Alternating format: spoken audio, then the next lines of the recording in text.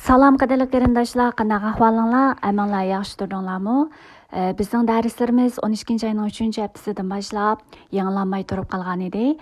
Shunday bo'lsa-mu, Xudoning mehr shafqati va rahmati bilan 3-ayning 1-kunidan boshlab bizning har qaysi programmalarimiz yurishtiriladi. Ham shundaqla bugun biz dersimiz to'xtab qolgan edi. Ya'ni Yuhanna bayon qilgan xush xabar darsimizning davomini davomlashtirib ko'rib o'taylik dedik. Undaq bo'lsa biz duo qilib darsimizni boshlaylik. Mehr shafqatli, kuch qudratli Xudoda mehr shafqatingiz bilan bizga qaytadan sizning so'zlaringizni o'rganish fursatingizni ato qilgan sizga hamdu sanolar, shukrlar aytamiz. Ham shundaqla shu vaqtni sizning qo'lingizga topshiramiz. O'zingizning mehr shafqatingiz bilan muqaddas ruh orqali har birimiz ustiga xizmat qilib, bizning shu so'zlaringizni anqira olishimizga, shu so'zlaringizni anqirab hayotimizni yashab chiqara olishimizga o'zingiz yetakchilik qilgaysiz. Va shundaqla bu dars davomida qizingizning og'zi orqali o'zingizning haqiqatlaringizni, durdonalaringizni muqaddas ruh orqali yetaklab, haqiqatan sizning irodangiz bo'yicha yetkiza oladigan kuch qudratni, mehr shafqatni ato qilgaysiz. Va shundaqla mushu darsni anglayotgan har bir qarindoshlarga ularning qalb dillarini ochib, ularning qalblarini, tushunchalarini yo'ritib, so'zlaringizni anqira oladigan va shundaqla bu so'zlaringizning ma'nosining tegiga yeta oladigan va shundaqla bu so'zlaringiz orqali sizning bilan texmi yaqin munosabatni bog'lay oladigan va turmushining har bir doiralarida sizning so'zingiz bo'yicha yashab chiqara oladigan kuch qudratni, aql farosatni, iqtidorni ularga ato qilgaysiz. Bu so'zlaringizni ham shundaqla biz har vaqt o'rganish orqali texmi bizning e'tiqodimizda o'sib yetila oladigan, texmi sizni tushuna oladigan, texmi sizni anqira oladigan, texmi siz bilan yaqin munosabatda sizga bog'langan hayotni yashay oladigan, sizning chaqiriqingizga, sizning bizga ato qilgan mehr shafqatingizga xos bo'lgan shuna farzandlaringiz bo'la oladigan shuna kuch qudratni bizga ato qilgaysiz. Va har vaqt sizning so'zingizning oldiga kelgan vaqtimizda, sizning so'zlaringizni o'rgangan, sizning so'zlaringizni anglagan vaqtimizda bu so'zlarni faqat tushunib qo'ysammi bo'ldi, anglasammi bo'ldi degan shunday bir qarashlarda emas, balki bu so'zlarning haqiqatan sizning bizga yetkazayotgan, bizga jakarlayotgan, sizning bizni chaqirayotgan shunday so'zlaringiz sifatida, haqiqiy unumli kuchga ega, kuch qudratli so'z sifatida shularga ishona oladigan bizning ishonchimiz ham oshirg'aysiz, hayotimizni ham shu ishonch bilan yashay oladigan shunday kuch qudratni ham bizga ato qilgaysiz. Bizga haqiqatan sizning bizga ato qilgan so'zlaringiz orqali bizga yetkazayotgan sizningdan kelgan shu tinchlik, sizning mehr muhabbatingizning naqadar cho'nqur, sizning bizga ato qilganlaringizning naqadar mo'lligini bizga tushunishimizga, bizning ham shundaqla shu mo'l mehr shafqatingizni tunib yetishimizga bizga yetakchilik qilgaysiz ata.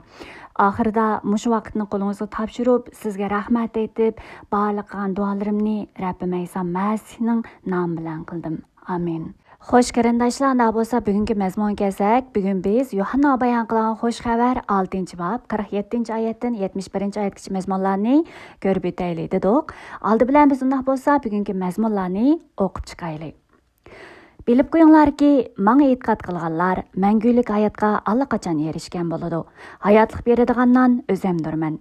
Garchi ajdodinglar cho'llarda manna yegan bo'lsa-mu, yana o'ldi. Lekin arishdan tushgan shunday bir non borki, uni yeganlar o'lmaydi. Arishdan tushgan hayotlik beradigandan o'zimdirman. Kimdikim bu nondan yesa, mangu yashaydi.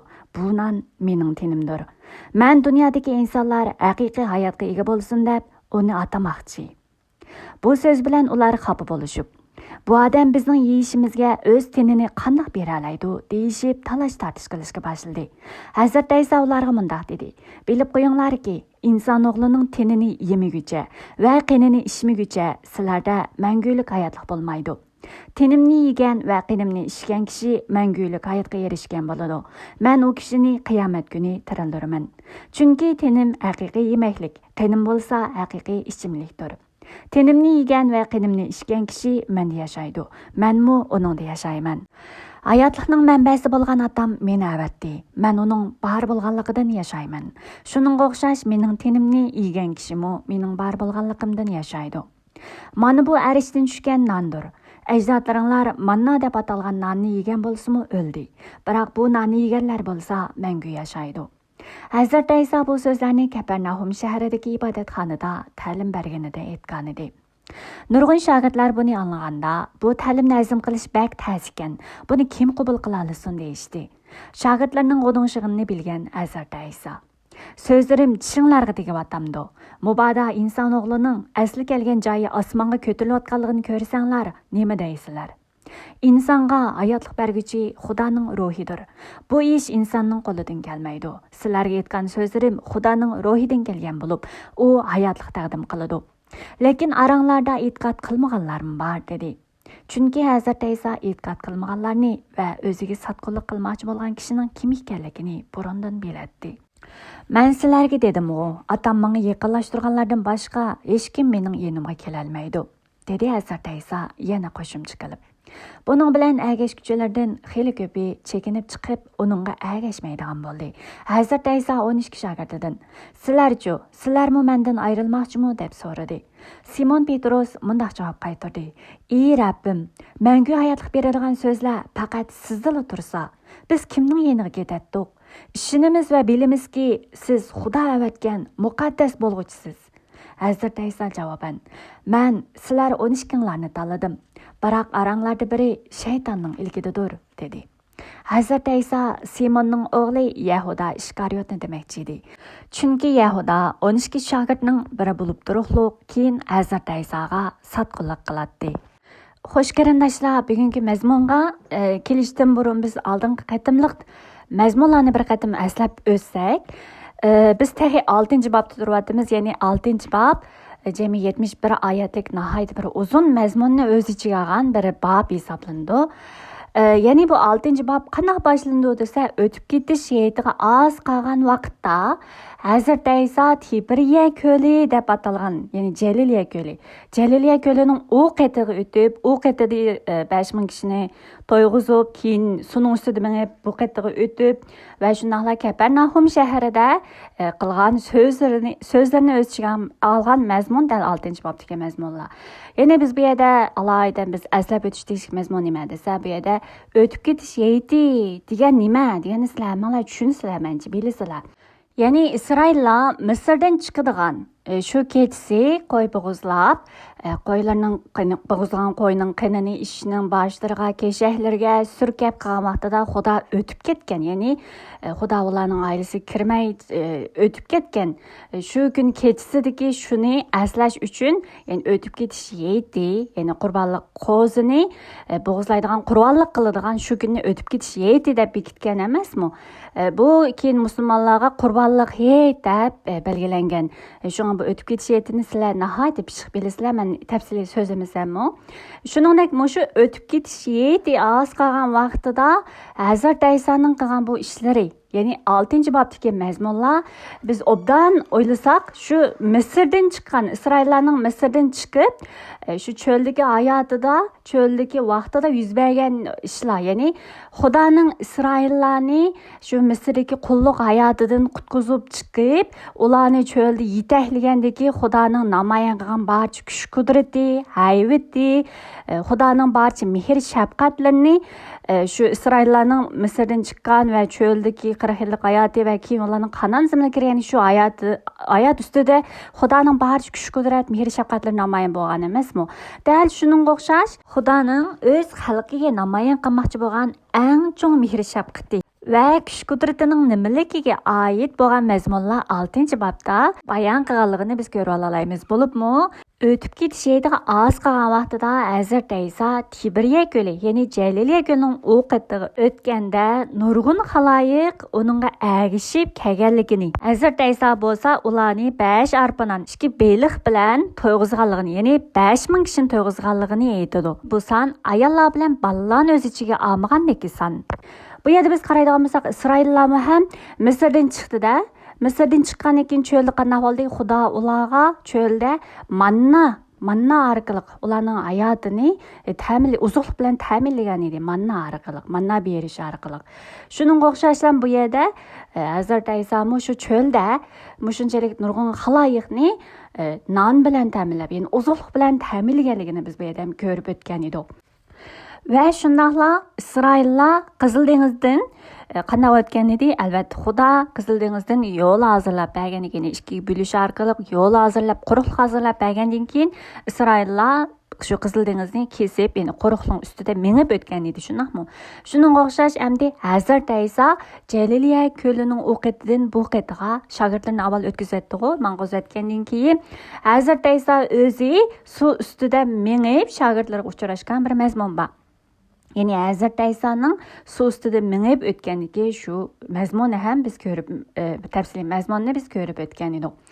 Hem şundaqla ahirda Hazrat Isa dal bu yerdagi muhim mazmun Hazrat Isa'nın dal ruhiy ozuqliq ekanligiga oid mazmun edi. Ya'ni bu qatiq o'tib ketgandan keyin yani oldingi kuni, yani çöldə, yani çimenzarlıqda Hazrat Isa'nın ularga non bilib bergandan keyin Hazrat Isa bilib bergan nonlarni yegan shu xaloyiq. Hazrat Isa'ni haqiqatan muqaddas kitobda, yani Musa payg'ambar oldin aytgan shu kishi Hazrat Isa ekan deb tunigan edi emasmi? Shunga ular haqiqatan muqaddas yozmada yozilgan Musa payg'ambar oldin aytgan kishi dal mushu ekan deb Hazrat Isa'ni o'zining, yani Isroillarning podshohi bo'lishga Hazrat Isa'ni taklif qilmoqchi edi. Shunga Hazrat Isa ularning o'zini Isroillarning podshohi bo'lishga majburlaydiganligini bilib, o'zi tanho taqqa chiqib ketdi degan mazmun bor edi emasmi? Shuningga o'xshash dal shu xaloyiq Hazrat Isa'ni o'zining podshohi bo'lishga istigi bor shu xaloyiq Hazrat Isa'ni yana izlab mangan vaqtida uni Hazrat Isa'ni Kapernaum shahrida topqanligiga oid mazmun ham biz ko'rib o'tgan edik. Va bu xaloyiqni ko'rib Hazrat Isa ularga qanday baho bergan desa, sizlar mening mo'jizalarimni ko'rib tushunganliginglar uchun emas, balki nonlarni xohlagancha yeganinglar uchun, yeb to'yganliginglar uchun izladinglar degan emasmi? Ya'ni bu xaloyiq asli Hazrat Isa'ni ko'rib, ya'ni Hazrat Isa'ning qilganlarini ko'rib, haqiqatan Tavratda Musa payg'ambar oldin aytgan payg'ambar shu ekan deb tunigan edi. Haqiqatan Hazrat Isa Musa payg'ambar oldin aytgandal shu kishi edi. Bularni shunda tunigan edi. Lekin bularning tunishi qayerga qadar desa, dal shu haqiqatan Musa payg'ambar Tavratda oldin aytgan shu kammachi bo'lgan biri, ham shundaqla Davud podshohning avlodi bo'lgan biri deb tunigan bilan Xudoning bu podshohligi, ya'ni Xudo avatgan bu qutqizuvchisi Masihning, ya'ni Musa payg'ambarga o'xshash kammachi bo'lgan birining amalga oshirmoqchi bo'lgan podshohligining yer yuzidagi podshohlik emas, balki Xudoning podshohligi, ya'ni arishga xos bo'lgan Xudoning podshohligi ekanligini buni tunib yetamagan. Bular faqat yer yuzidagi hayotini ko'zda tutib, yer yuzida Xudo dal shu burun Davud podshoh orqali amalga oshirganga o'xshash yer yuzida ana shunday mangulik podshohligini yer yuzida amalga oshirmoqchi deb bu yahudiylar izchil shuni kutayotgan emasmi? Toki hozirgacha kutayotganlarmi bor?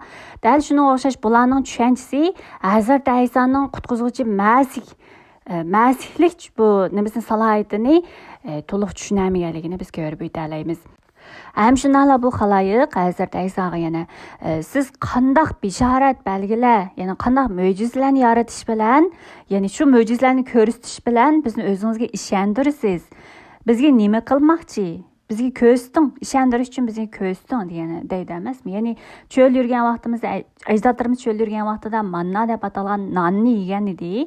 Deb turib Hazrat Isa'dan yana shunday bishoratlarni, mo'jizalarni ko'rishni talab qilgan. Albatta bular Hazrat Isa'ning shunday mo'jizani ko'rgan bo'lsa-mu, yana Hazrat Isa'dan to'xtamasdan mo'jiza bishoratni talab qilganligini biz ko'rib olamiz. Bu vaqtda Hazrat Isa nima deydi desa, ana shu vaqtda cho'ldagi vaqtida ajdodlaringlar yegan nonni, ya'ni mannani Musa payg'ambar mo'jiza yaratish orqali emas, balki buni Xudo otam arishdan tushirib bergan. Ya'ni bu mannani Xudo otam bergan.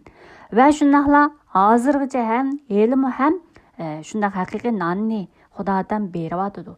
Dal bu arishdan tushgan non ajdodlaringlar yeganga o'xshash shu arishdan tushgan non butun dunyo hayotlik berguchi non mandurman deb shu vaqtdan boshlab haqiqiy hayotlik beradigan non o'zamdirman degan mushu mazmunga markazlashtirilgan mazmun dal mushu 6-bobdagi oldin qatimlarda biz ko'rib o'tgan mazmun edi. Qisqasi biz Алдыңғы saatdagilar mazmunda, chunki biz hozirgi kelgan mazmunni biz bir qancha soatga bilib ko'rgan edik. Алдыңғы saatdalar biz ko'rgan mazmundagi eng muhim mazmun nima desa, mushuni o'xshash Hazrat Ayson kendin agish manqallarda bo'lsin, agish manqallarning ba'zilari bo'lsa haqiqatan mazihlik salohiyatini, ya'ni qutqizish, insonlarni gunohidan qutqizish uchun kelganligini to'niganlarning nihoyat oz. Ham shunaqlar nurg'un kishilar, ya'ni nurg'un yahudiylar bo'lsa, Hazrat Aysonning bu so'zini anglab, quding'ishganlar bor. Hatto u qandaqmi o'zini arishdan tushgan non deyalasin, biz uni tuniymiz-ku, Yusufning o'g'li Ayso emasmi? Otasi onasini tuniydigan tursa, qandaqsi arishdan tushdim deyalasin deganga o'xshash. Hazrat Aysonning qilgan so'zlarini, bergan ta'limlarini tushunmaganlar, tushunib yetamaganlarning ham shu qadar ko'pligini biz ko'rgan edik. Ya'ni nurg'un kishilarning ba'zilarining hatto mo'jiza karomatlar orqali Hazrat Aysoni garchi haqiqatan bishoratlarda oldin aytilgan shu kamachi bo'lgan biri Xudo avatmoqchi bo'lgan qutqizuvchisi deb tushunsimu, lekin bu qutqizilishning gunoh va o'limdan shunday bir qutqizilish ekanligini tushunib yetolmay, balki bu qutqizilishni ayni vaqtda Isroillarning ustida Xudo izchil namoyon qilgan ularning millatlik, davlatlik shunday bir salohiyatini, chunki bular surgunda emasmi? Dal shunday yer yuzidagi hayotini, yer yuzidagi shu turmushlarini turmushlariga bo'lgan boshqa xalqlarning ularni ezishidan yoki qul qilishidan shunday qutqizish deblar, yer yuzidagi hayotiga xos bir qutqizilish deb sanab olganlar, ko'rib olganlar nihoyat ko'p edi. Ya'ni yer yuzidagi hayot, yer yuzidagi baxtli turmush, yer yuzidagi shunday aysh ishratlik bo'lsin, boy-boy yashatlik bo'lsin, shunday bir hayotiga, turmushiga, o'zining yer yuzidagi hayotiga markazlashtirib olganlarning ham nurg'unligini biz ko'rib olgan edik. Va nurg'un Yahudi aqsoqollari, Tavrat ustozlari orasidan ham Hazrat Ayson bo'lsa izchil rad qilganligini, qabul qilmaganligini ko'rib kelayotgan edik emasmi?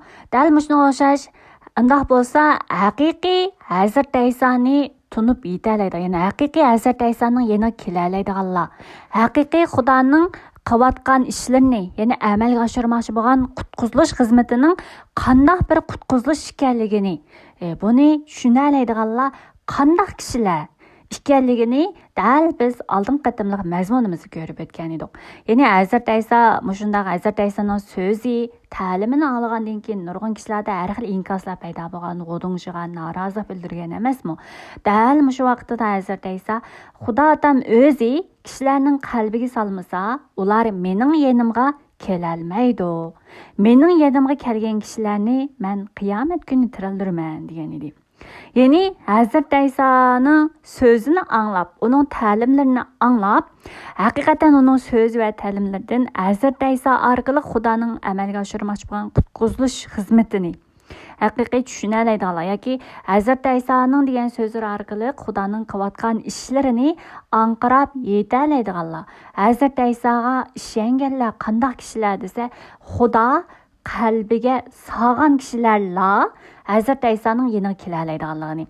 Agar Xudo kishilarning qalbini yo'ritib, ularning qalbiga Xudo o'zining haqiqiy qilayotgan ishlarini ularning qalbiga solmasa, ularning qalbini yo'ritib, Xudoning qilayotgan ishlarini, so'zlarini tushunalaydigan qalbni Xudo oldin ato qilmasa, boshqa kishilarning, ya'ni Xudo mushundaq tayyorlamagan, Xudo qalbiga shu o'zining so'zini tushunalaydigan bir yurakni ato qilmaganlar bo'lsa, Xudoning so'zini qancha anglasimi, qancha ko'rsimi, ya'ni Hazrat Aysoni ko'rdi bular, mo'jiza karomatlarni yaratganliklarini ko'rdi, o'zlari ham tetidi, mo'jiza bilan yaratgan nonlarni, bergan nonlarni yeb baxdi, lekin shundaqdimi bular ishonamidi emas Hazrat Aysoga. Dal shunga o'xshash nurg'un kishilar garchi Hazrat Aysoning so'zini, Hazrat Aysoning ta'limini anglagan, ko'rgan, bilib bo'lgan bo'lsa-mu, uning ishonmasligiga sabab Xudo ularning qalbiga solmaganligini biz bu yerda tushunib yetalaymiz. Bu bugungi bizlarga mos keladigan biz deb o'tgan edik. Ya'ni biz izchil da'vatimiz haqiqiy Hazrat Aysoga ishonganlar, e'tiqod qilganlar, Hazrat Aysoga bog'langanlardan hayotida qaytadan to'rilish hayotida, ya'ni ishki jihat, ro'yitida özgürüş, davamlıq Hazreti İsa'ga bağlanıp, Hazreti İsa'nın obrazı boyunca, Hazreti İsa'nın şu yenileşi boyunca hayatı, günü, her bir günü, her bir hayatı, her bir işleri her günde yenilenip mağdağanlığını, manımışlarının yani micaz karakteri bolsun, her bir işlerde özgürüş, yani bu adamın işki dünyasında özgürüş bulduğanlığını, bu adam qaytadan törelgen adamga o'xshash yeni bir adam sifatida yeni bir hayot yashaydiganlarni biz qaytadan törilish ekanligini deb turib biz 3-chi bobdan Yohanna bayon qilgan qo'shiqlar 3-chi bobdan boshlab ta'kidlab kelayotgan edik.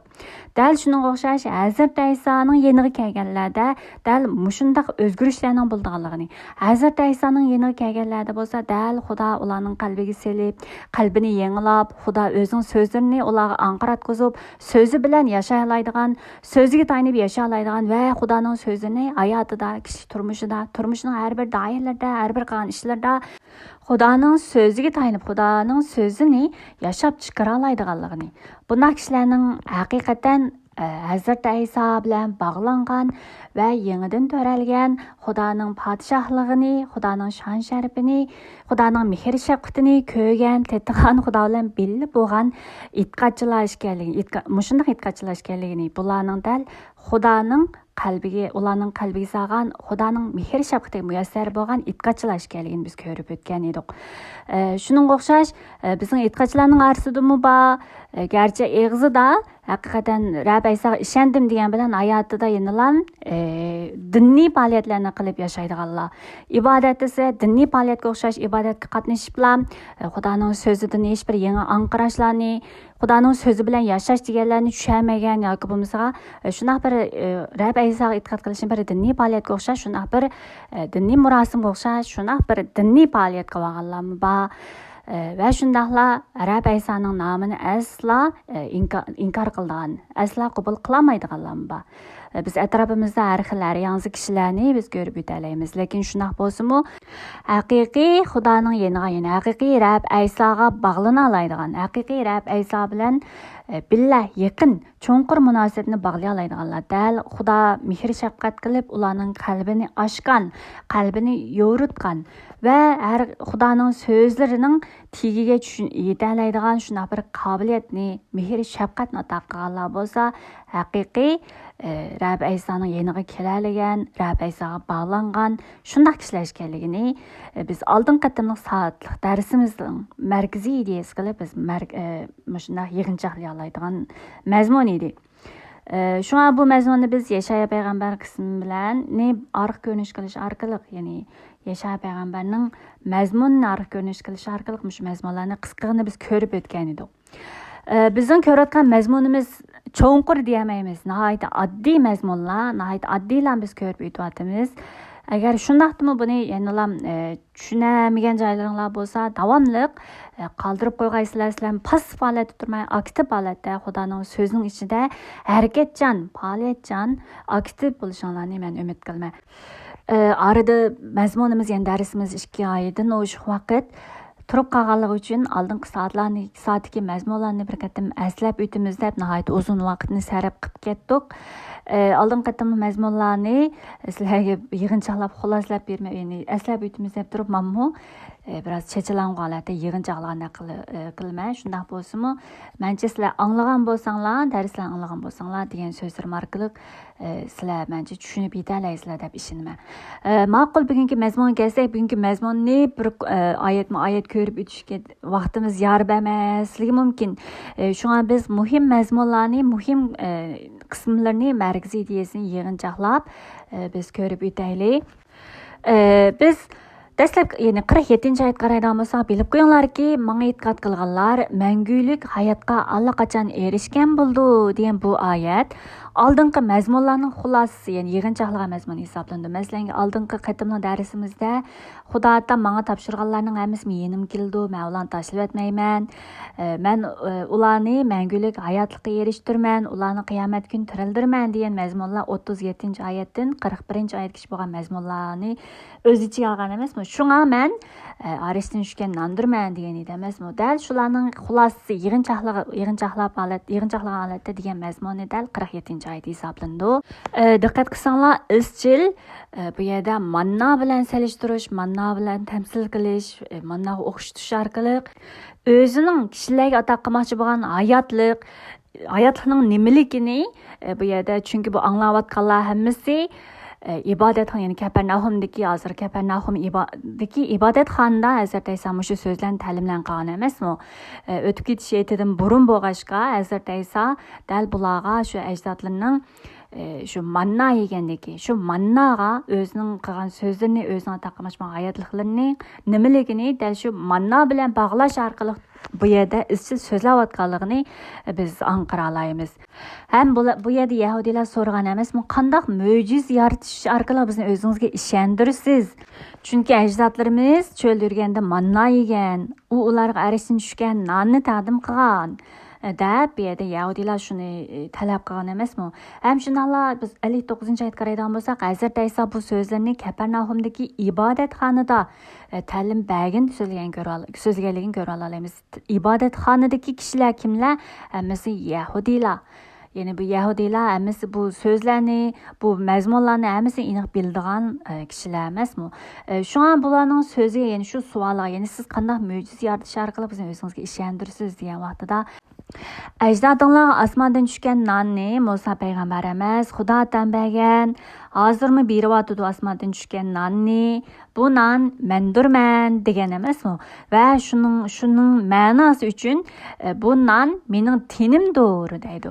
Ya'ni men bu tenimni dunyodagi insonlarning haqiqiy hayotga ega bo'lishi uchun uni atamoqchiman deb ularning degan savol, ya'ni bizga qanday mo'jizani bizga ko'rsatish orqali o'zingizga ishontirsiz degan savolga javobi bo'lsa, ya'ni men bu tenimni, bu mangulik hayotlik bergan bu non bo'lgan tenimni o'zim atamoqchiman dunyodagi insonlarga. Ularni hayotlikka erishtirish uchun o'zim atamoqchiman. Mana shu, ya'ni mening atamoqchi bo'lgan bu tenim, men o'zimni atamoqchi bo'lgan shu tenim sizlarga ko'rsatadigan, sizlar ishonishinglar uchun ko'rsatib bermoqchi bo'lgan mening eng chong mo'jizam degan o'xshash, ya'ni mening amalga oshirmoqchi bo'lgan ishim deganga o'xshash shuni javob qilib berayotganligini biz ko'ra olamiz. Va davomida aslida, ya'ni 52-oyatdan boshlab qaragan bo'lsak, inson o'g'lining tenini yemaguncha, ya'ni mening tenimni yemaguncha va qenimni ichmaguncha sizlarda mangulik hayotlik bo'lmaydi. Deyish orqali bu yerda mangulik hayotlikqa erishadiganlar bo'lsa, dal Hazrat Aysoga e'tiqod qilganlar ekanligini, ham shunday e'tiqod qilishlar emas, balki Hazrat Aysoning tenini yeb va qenini ichganlarla mangulik hayotga erisha oladiganligini. Ham keyin biz 17-bob kelgan vaqtimizda, ya'ni 17-bob bilan bugungi mazmunning asli tan ko'rsak texim tushunish bo'ladi. Ya'ni 17-bob 3-oyatdami mangulik hayotlik haqiqiy birdan-bir Xudo va Xudo avatgan Ayso Masihni tonishdir deb, ya'ni Ayso Masihni toniganlar, Xudo va Ayso Masihni toniganlar mangulik hayotlikka erisha oladiganligini. Shunga Rabbning tenidan yeb, qenidan ichganlar bo'lsa, Xudoni va Xudo avatgan Ayso Masihni tonishga muyassar bo'lganligini.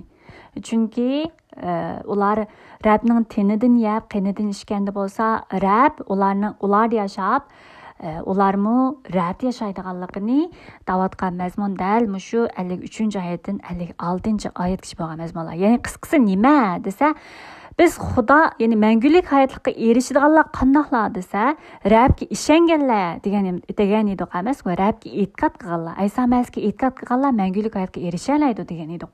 Undoq bo'lsa, Rabbga e'tiqod qilganlik nima desa, Rabbning biz uchun ato qilgan shu teni, ya'ni haqiqiy hayotlik, mangulik hayotlik berish uchun bizga ato qilgan non bo'lgan tenini yeb, qenini ichganlar haqiqatan Hazrat Ayso Masihga e'tiqod qila oladiganligini, ya'ni Ayso Masihni tunishga muyassar bo'la oladiganligini. Ayso Masihning tenidan yeb, qenidan ichganlar dal shu Ayso Masih, ya'ni Xudo va Xudo avatgan Ayso Masihni tunishga muyassar bo'lganlar haqiqiy mangulik hayotga erisha oladiganligini. Chunki ular Hazrat Aysoning tenidan yeb, qenidan ichganligi uchun Rabb ular yaşaydiganligini. Ularmı rahat yaşaydiganligini 56 ayet yani tenimni yeb, tenimni yegan va qinimni ichgan kishi menda yashaydi, menmi uningda yashayman deymiz. Undaq bo'lsa, bu oyatning ma'nosi nimadir? Ya'ni Rabbning tenidan yeb, qinidan ichish. Rabbning tenidan yeb, qinidan ichish degan nimani ko'rsatadigandir? Deb biz buni tushungan vaqtimizda anandan keyin bu Rabbda yashash, Rabb menda yashash, men Rabbda yashash deganlarning mencha tegiga yetalaymiz deb o'ylayman. Undaq bo'lsa, Rabbning tenidan yeyish va qinidan ichish deganga oyat biz muqaddas kitoblardan ko'rib baxsak, balkim sizlar hammalar bilasizlar, eng oxirgi kech tamoq vaqtida Rabb bir nonni qo'liga olib, Xudoga shukr aytib va uni ushitib turib, shogirdlarga bilib berdi emasmi?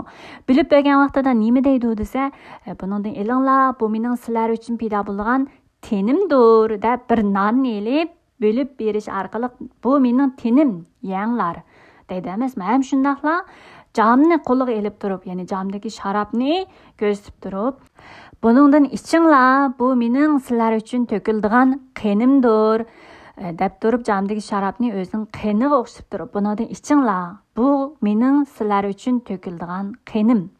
Ham shundaqla qonim bilan tuziladigan Xudoning yangi ahdisining belgisidir deganligini biz ko'ra olamiz. Ya'ni bu yerda qon bilan tan, ya'ni sizlar uchun paydo bo'lgan tenim, sizlar uchun oqqizgan qonim va bu qon orqali men yangi ahdini tuzganligimning belgisi deb buni biz xo'sh xabarlarning hamma qismi qarasaqmi, bu mazmunni biz ko'rib olamiz. Biz Hazrat Isoning qonini ko'p vaqtlar, ya'ni qonini qutqizish uchun, ya'ni bizning qutqizishimiz uchun, bizning gunohlarimiz uchun o'zining qonini oqizib, qonini bizga sepish orqali bizning paklidi, ya'ni bizning la'natimiz bo'lgan, ya'ni o'lim, bizning gunohning la'nati, ya'ni gunohning oqibati o'lim edi emasmi? Ya'ni bu gunoh biz gunohkor har bir inson o'lishga mahkum edik asli. Biz bu gunohning la'nati bo'lgan o'limga yuzlanadigan kishilar edik emasmi? Shunga bu bizning gunohimizning la'nati bo'lgan bu o'limimizni Hazrat Iso o'zining tenini pido qilish, ya'ni bizning uchun shu o'zining tenini ato qilish orqali bizning uchun o'limni yangizdi emasmi? Ham shundaqla o'zining qonini bizga sepish orqali, ya'ni o'zining qonini oqizish orqali bizning shu gunohlarimizni yuyib bizni poklaganligini, ya'ni Xudoning kechirimiga erishtirganligini, ya'ni bizni qutqizganligini. Shunga biz nurg'un vaqtlarda Hazrat Isoning qonini desak, biz qonni desak, Hazrat Isoning qutqizish, ya'ni Xudoning qutqizishi simvol qildi deb nurg'un vaqtlarda biz anglab kelyapmiz. Bu biz Misrdan chiqish ko'rgan vaqtimiz, Isroillarning ayni vaqtda shu Misrdan chiqadigan vaqtda shu kechida qo'yni bo'g'izlab, qo'yning qonini eshik beshiga, keshaklarga surkishimi shu Xudoning qutqizishi simvol qilganligini. Ham shundaqla buni shu hozirgacha ham Isroillar shunday qildi, qonni bo'g'izlab, qo'yni bo'g'izlab, qonini peshonasiga suramiz. Bu bizning musulmonlardan bor. Ya'ni biz islom vaqtimiz, musulmon vaqtimizmi qilgan, balki islom qilgan bo'lishinglar mumkin. Qur'onli qo'yni o'tirib bo'lgandan keyin Qur'onli qo'yning qonini biz barmoqlarimizga, peshonamizga bizning gunohimiz uchun, ya'ni gunohimizning uchun badal sifatida debdir qur'onligan qo'yning qonini bizni qiladiq emasmi? Dal shunga o'xshash Rabbning biz uchun to'kkan qonini bo'lsa, biz qutqizilish sifatida, Xudoning qutqizish xizmati sifatida, qutqizish ishi deb shu joyda to'xtab qolsak bo'lmaydi. Rabbning bizning uchun to'kkan qonini ham qutqizish bilan to'xtab qolmasin, balki Rabbning bizning uchun, bizning gunohlarimiz uchun, bizning barcha la'natlarimiz uchun, ya'ni biz qilgan shu gunoh tufaylidan o'tkazgan barcha jafo, mushaqqat, azob oqibat shu la'natlarimizning sifatida bizning shu azob oqibatlarimizni ham, gunohlarimizni ham, jabr jafolarimizni ham, g'am andishlarimizni ham o'zining ustiga elib bizga shu o'zining tenini va qonini bizga taqdim qilganligini biz bu yerda ham ko'rsatganligini tushuna olishimiz kerak. Ya'ni bu yerda Rabbning bizga aqizgan qonini bo'lsa, bizning uchun tatgan jafo, mushaqqat, azob oqibatlariga ham simvol qilganligini biz ham chonqur tunib yetishimiz kerak. Chunki buning g'oyat mazmuni biz, ya'ni Markus bayon qilgan xush xabar 10-bob qaraydigan bo'lsak, shu Yaqub bilan Yohan bor emasmi? Ya'ni Zabadiyning o'g'illari Yaqub bilan Yohan Hazrat Isoga mundaq talab qildi emasmi? Rabbim, siz shon sharpingiz bilan, ya'ni shon sharpingizga erishgan vaqtingizda birimizni sizning o'ng yeningizga, birimizni sizning so'l yeningizga o'tkazg'izg'aysiz degan vaqtida Hazrat Ayso nima deb javob berdi desa, sizlar nima talab qilayotganligingizni bilmayapsizlar.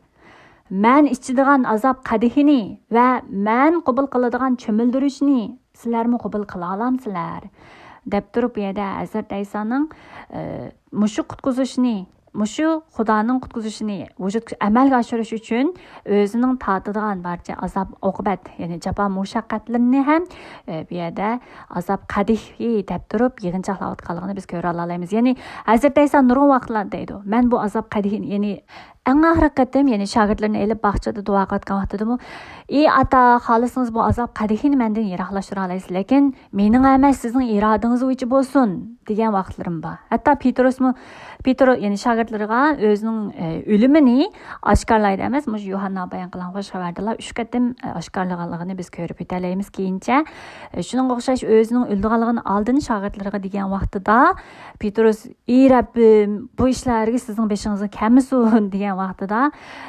Hazrat Ayso deydi, bu azob qadihini meni ishmaydi demsizlar deganga o'xshash. Ya'ni bu yo'lni men mangmaydi demsizlar deganga o'xshash. Ya'ni o'zining bu qutqizish uchun, bu qutqizish xizmatini amalga oshirish uchun o'zining tatadigan jafo mushaqqat, jabri jafo azob oqibatlarini dal mushu azob qadihi, ya'ni o'zining to'kmoqchi bo'lgan qonlarning ichida, qani deganning ichida qutqizish bilan birga o'zining mushu qutqizishni amalga oshirish uchun o'zining tatgan jafo mushaqqat, azob qadihlarni, azobli oqibatlarni mush azob qadihi bilan silishtirib davatganligini, ya'ni o'zining mangmoqchi bo'lgan bu jabr jafo yo'lini ham bu o'zining atamoqchi bo'lgan tini va qani ichida biz bularningmi o'z ichiga avatganligini biz cho'nqur tushunib yetishimiz kerak demoqchi.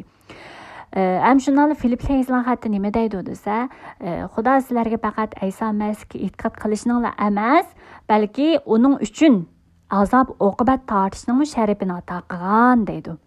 Shuningga o'xshash Rabbning azob oqibatlarini, biz uchun tatgan jabri jafolarni, azob oqibatlarini biz ham o'z beshimizdan kechirish orqali ham Rabbning bizga oqizgan bu qani, bizning uchun pido qilgan bu tini nimalardan derak berganligini biz hayotimizda yashash orqali Rabbning biz uchun ato qilgan bu tinining, biz uchun oqizgan qanining ma'nosining nima ekanligini cho'nqur biz tushunib yetalayotganligimizni ko'rib yetalaymiz. Bununla ait hem Pavlos nima deydi desam, Filippga yozgan xatni ko'rib o'tsak, biz qarindoshlarimiz kundalik mannada, ya'ni Telegramda har kun bir mazmunni biz chiqaryapman, ya'ni yo'llayapman. Buningda mayli yangi yoziq, Uyg'ur yangi yoziqi bo'lsin, mayli Uyg'ur koni yoziqi bo'lsin, har ikkala yoziqda men chiqaryapman. Ko'ringlar, har kun muhim mazmunlar, yaxshi mazmunlar yo'llanadi. Bu mazmunlar bizning ya'ni Xudoning so'zini qanday biz turmush doiralarimizda, turmushimizning har qaysi doiralarida qanday biz tadbiqlay olamiz deganga, ya'ni sizlarning Xudoning so'zini o'zingizlarning hayotingizda tadbiqlashinglar yordamchi bo'ladigan eng yaxshi kitob. Ya'ni bu Filippga yozgan xatni biz ko'rib o'tgan edik shu biz kunlik manna qismida. Shunga bu gap chiqib qoldi. Ham qisqasi, ya'ni Pavlosmi shu Rabbning biz uchun ato qilgan, ya'ni biz yegan Rabbning teni, biz yegan Rabbning qanini sifatida Pavlos nima deydi desa, mening hozirgi maqsadim Ayso Masihni, ya'ni hayotlik maqsadim deb turib, Ayso Masihni va uning o'lib dirilish qudratini, shundaqla uning tortgan azob oqibatlarini o'z kechirmishim orqali cho'nqur tunib yetish, uning o'limini o'lgi qilish deyotganligini biz ko'ra olamiz.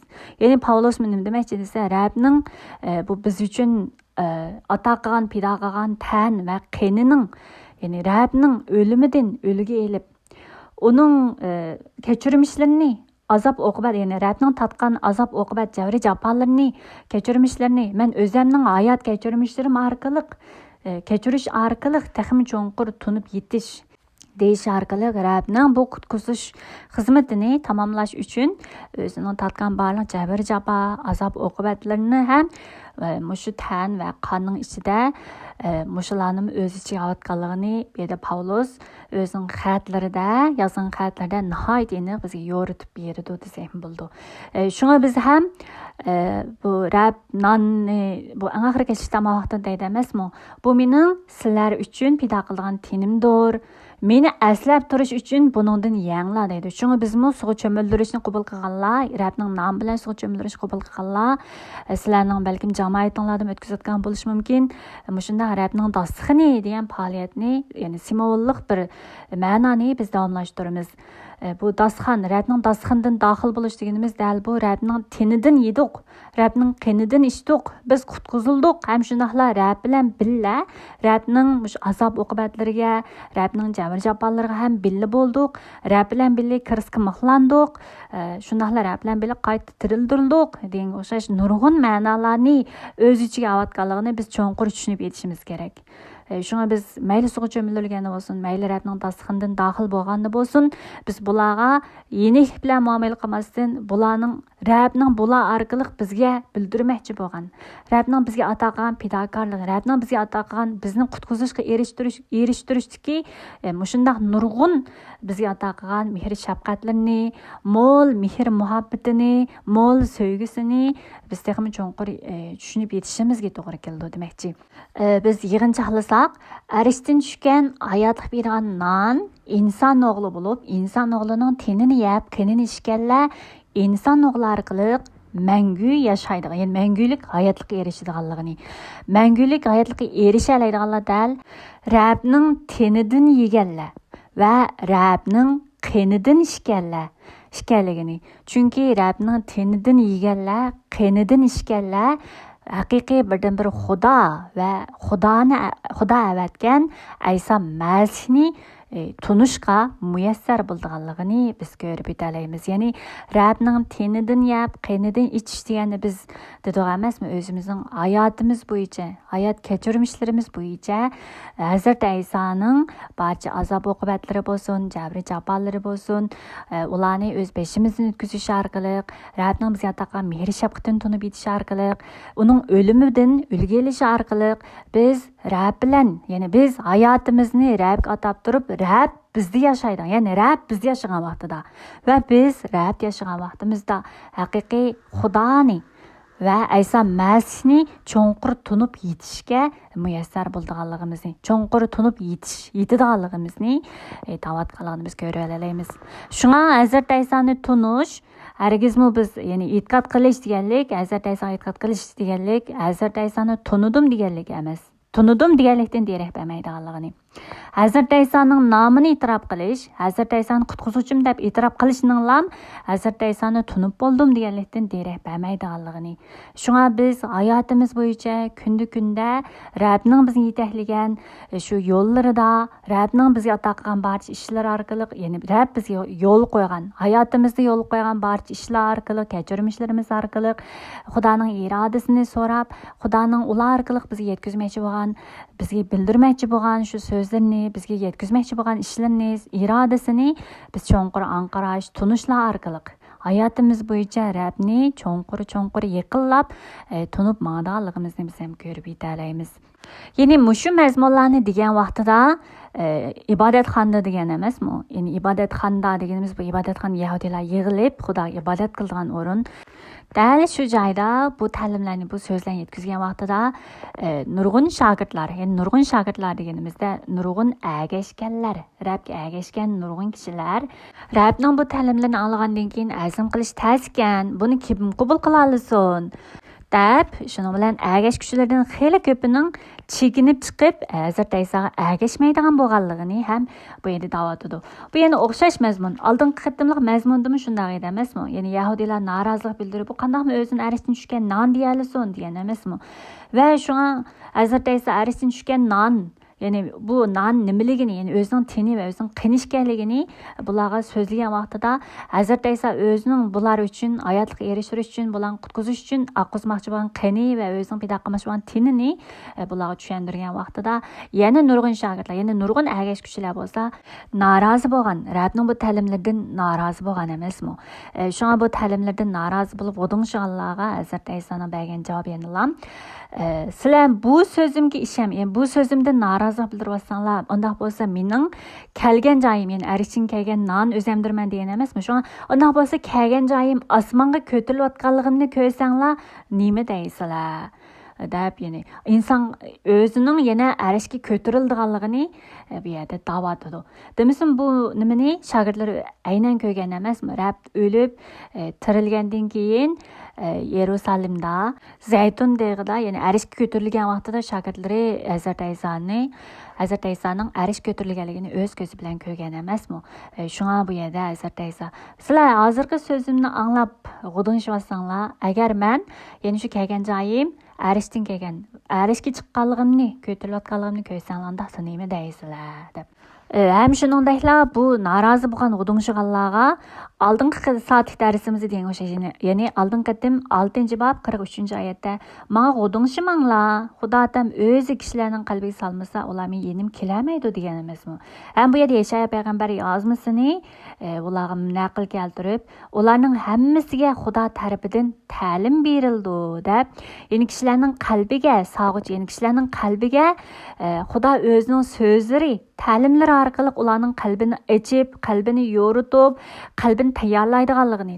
Dal shu Rabga ishonib, Rabbini kelalaydiganlar, dal shu Xudoning so'zlarini anglab, Xudoning so'zlari va dal shu Xudoning so'zlariga oid berilgan ta'limlar orqali shu Rabbning yeniga, Rabbni haqiqatan Ayso Masih qutquzuvchi deb tunib, Rabbning yeniga kelalaydiganligini degan emasmi? Ya'ni bu Xudo tarafidan mangulik hayotlikqa erishishga muyassar bo'lganlarning haqiqatan Xudo o'zi qalbini tayyor qilganlar, Xudo o'zi ularning qalbiga ta'lim berganlar, Xudo o'zi so'zlari bilan o'rgatguchilar degan emasmi? Shunga insonga shunday hayotlikni berguchi ham Xudo o'zi, Xudoning ruhi bo'lg'achqa insonlarga bu hayotlikni, ya'ni hayotlik bergan non o'zamdirma degan emasmi? Shunga bu hayotlikni berguchi dal Xudoning ruhi deb turib, shunga o'zining bu qilgan so'zlarining, ya'ni o'zi insonlarga hayotlik berish uchun o'zining tenini, o'zining qinini ato qilgan emasmi?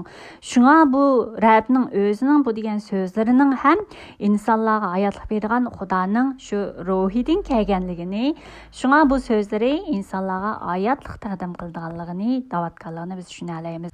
Shunga bu g'udinishganlarga, ya'ni Rabbning so'zini, ta'limini anglab, Rabbning so'ziga qarata g'udinishib norozilik bildirganlarga, sizlar norozilik bildirgan bu so'zlar Xudoning ruhidan kelgan sizlarga haqiqiy hayot bergan so'zlar. Sizlar g'udinishsanglarmi, sizlar norozilik bildirsanglarmi, sizlar anglashni xohlamasanglarmi, haqiqat shuki, ya'ni haqiqiy mangulik hayot bergan shu so'zlar bu sizlar norozilik bildirgan shu so'zlar. Sizlar anglashni xohlamasanglarmi, sizlarga hayotlik bildirgan so'zlar asli dal shu sizlar norozilik bildirayotgan, sizlar g'udinishayotgan, anglashni xohlamagan so'zlar, sizlarga hayotlik bergan so'zlar, haqiqiy so'zlar deb da'vatganligini biz bu yerda ko'ra olamiz. Shunga bu yerda g'udinishib, Xudoning so'zini tushunmaganlar, g'udinishganlar, norozilik bildirganlarga qarata Rabb ya'ni oranglarda e'tiqod qilmaganlarmi bor deb. Bu yerda Yahudanlar ko'rsatmasdan balki oradagi, ya'ni bularning orasidagi Rabbga e'tiqod qilmagan nurg'un kishilarning borlig'ini bilgachga Rabbning shuna deganligini biz ko'rib o'tamiz. Ya'ni qisqasi Xudo o'zi qalbimizga solmasa, Xudo o'zi bizga mehr shafqat qilib o'zining yeniga yetaklamasa, biz inson hargizmi o'z kuchimiz bilan, o'z tirishchanligimiz bilan, o'zimizning usullarimiz bilan, o'zimiz yaxshi deb qaror qilgan shu ishlar bilan hargizmi Xudoning yo'lida mangmaydiganligimizni, Xudoning yeniga kelmaydiganligimizni bu yerda da'vatganligini biz tushunib o'tamiz. Ham bu yerda yana bir anqirashlik mazmunimiz, ya'ni sizlarga aytgan so'zlarim Xudoning ro'yidan kelgan bo'lib, u hayotlik xato qildi dedi. Ya'ni Rabbning so'zlari insonga hayotlik xato qilgan so'zlar deb biz Telegramda kunda yo'llayotgan bugun 8-kunlik mazmunni yo'lladik. Shunga o'xshash birinchi kunida biz shu mazmunni ko'rib o'tgan edik. Shu birinchi kundagi mazmunni sizlar qaytadan ko'rib o'tgach, o'zimizning Rabbning so'zlariga tutgan pozitsiyamizni har kun qanday yangilash, Rabbning so'zlariga qanday pozitsiya bilan muomala qilish, Rabbning so'zlarini o'rgangan vaqtimiz bo'lsin, mayli Rabbning bizga yetkazgan so'zlariga bo'lsin, qanday bir muomala sifatida, Rabbning so'ziga qanday qarash degan o'xshash o'zimiz bir tekshirib tekshirib ko'rish tegishlik. O'zimizning Xudo bilan bo'lgan munosabatimizni tekshirib ko'rish tegishlik mazmun ekanligini biz shu birinchi kuni deb o'tgan edik, ko'rib o'tgan edik. Shu mazmunni qayta bir ko'rish orqali bu so'zning ma'nosini texmi cho'nqur tahlil qilib beqishinglarni umid qilman. Endi eng oxirgi mazmun shuning bilan nurg'un agash kuchlari chekinib chiqib ketgan emas, ya'ni agashmaydigan bo'lgan. Shuning bilan Rab oxirida 12 shogirdidan savol so'raydi. Sizlarchi sizlarmi mendan ayrilmoqchimi deb so'ragan vaqtida Petrus nima deydi desa, "Ey Rabbim, mangulik hayotlik bergan so'zlar faqat sizdala tursa, biz kimning yeniga ketadiq?" Ya'ni mangulik hayot bergan so'zlar. Endi Rab o'zi degan emasmi? Sizlarga aytgan so'zlarim Xudoning ro'yidan kelgan bo'lib, u hayotlik taqdim qiladi degan edi. Shunga Petrusmi faqatla sizdala, ya'ni mangulik hayotlik bergan so'zlar faqat sizdala. Shunga biz kim yeniga ketadiq? Hayotlik bergan so'zlar sizning so'zingiz tursa deganligini. Ham shundaqla ishonamiz va bilimizki siz Xudo avatgan muqaddas bo'lg'uchisiz deb e'tirof qiladi. Ya'ni bu yerda Petrusning ishonamiz va bilimizki siz Xudo avatgan muqaddas bo'lg'uchisiz degan so'ziga nisbatan Rab mundaq izohlab berdi. Ya'ni Yohanna bayon qilgan xush xabar 17-bob 6dan 8-oyatgacha bo'lgan mazmunlarda sen bu dunyodan manga tanlab berganlarga seni ayon qildim. Chunki sen men qilgan so'zlarni ularga yetkazdim, ularni qabul qildi. Sendan kelganligimni haq deb bilib yetdi, hamda meni avatganligingimi ishondi, ularga duo qilman degan shunday so'zlar orqali bu Petrusning ishonimiz va bilimizki siz Xudo avatgan muqaddas bo'lg'uchisiz degan so'zi haqiqatan bu shogirdlarning, ya'ni bu shogirdlarning Rabning haqiqatan Xudo avatgan qutquzg'ich ekanligini va Rabning qilgan barliq so'zlarining haqiqatan Xudoning hayotga bergan mangulik hayotlik ato qilgan shunday so'zlar ekanligini va shundaqla bu shogirdlarning haqiqatan Xudo bo'lsa Hazrat Aysoga tanlab bergan avatgan kishilar ekanligini, ya'ni Xudo o'zi Hazrat Aysoning yeniga avatgan Xudoning tanlagan kishilari ekanligini 17-bobda ham Hazrat Ayso degan bo'lsa, bugungi oyatdimi, ya'ni 70-oyatdimi, men sizlar 12larni tanladim. Ya'ni bu yerda tanlash o'zi uchun chaqirib olganlar, o'zining podshohligiga tanlab olganlar ekanligini aytadi. Ham shundaqla bu yerda tanlaganlar ichida birining bo'lsa shaytonning ilkidi ekanligini ham bu yerda alohida eskartadi. Dal bu biriga nisbatan yana shu 70-oyatga bo'lgan tafsiliy izohat ham biz 17-bobga kelgan vaqtimizda bayon degan o'xshash 17-bobda texmi tafsiliy tushuntirildi. Shuningga o'xshash faqat Xudo o'zi tanlagan kishilar, Xudo o'zi qalbiga sağgan kishilar, Xudo o'zi qalbini yoritib, ularning qalbiga o'zining so'zlari haqida tushuncha va anqirash qobiliyati, Xudoning so'ziga nisbatan cho'nqur tunish qobiliyati, Xudoning so'ziga bo'lgan ishonch ato qilganlar Hazrat Ayso Masihning yeniga kela oladiganligini, Rabning yeniga kela oladiganlar dal Xudo tarafidan mangulik hayotlik berilganlar, Xudo ruhi orqali ularga ta'lim berganlar, Xudo ruhi orqali ularning qalbini doim yoritib xizmat qilayotganlar, Xudoning tanlagan farzandlari ekanligini bugungi mazmunda yig'inchoqlayotganligini ko'ra olamiz. Shunga Rabning yeniga kelganlar, Rabga e'tiqod qilganlar, Rabning tenidan va qinidan ishganlar, Rabning teni va qini ishganlar deganimiz Rabning kechirmishlarini, Rabning barliq o'rgatganlarini, Rabning oyoq izini bosganlar. Rab bilan billa o'lishga hozir bo'lganlar, Rab bilan billa o'lib va billa tirilishni o'zining beshidan kechirganlar, ya'ni qaytadan tirilishni boshdan kechirgan kishilar. Dal shundaq mangulik hayotlikka erishgan kishilar bo'lib, bunday kishilarni Rab oxiratda qaytadan turaldirganligini ham shu 6-bobda izchil bizga ta'kidlayotganligini biz ko'rib o'tamiz. Ma'qul qarindoshlar, bugungi mazmun ham chechilangu, ham oldingi mazmunlarni yig'inchoqlaymiz deb texmi chechilangib ketgan mazmun. Shundaq bo'lsa-mu, ko'pchilikning arimasdan, tanmasdan, charchamasdan bugungi mazmunni tafsiliy va shundaqla tahlil qilib turib anglab chiqishinglarni umid qilman. Ma'qul hamsa manlarga Xudodan kelgan tinch amonlik, mehr, shafqat sizlarga yor bo'lishini tilayman.